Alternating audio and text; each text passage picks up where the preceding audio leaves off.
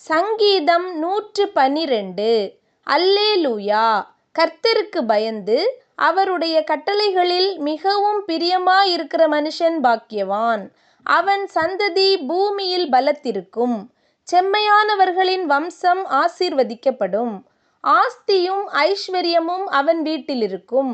அவனுடைய நீதி என்றைக்கும் நிற்கும். செம்மையானவர்களுக்கு இருளிலே வெளிச்சம் உதிக்கும். அவன் இரக்கமும் மன உருக்கமும் நீதியும் உள்ளவன். இரங்கி கடன் கொடுத்து தன் காரியங்களை நியாயமானபடி நடப்பிக்கிற மனுஷன் பாக்கியவான். அவன் என்றென்றைக்கும் அசைக்கப்படாதிருப்பான். நீதிமான் நித்திய கீர்த்தி உள்ளவன். துர்ச்செய்தியை கேட்கிறதினால் பயப்படான். அவன் இருதயம் கர்த்தரை நம்பி திடனாயிருக்கும்.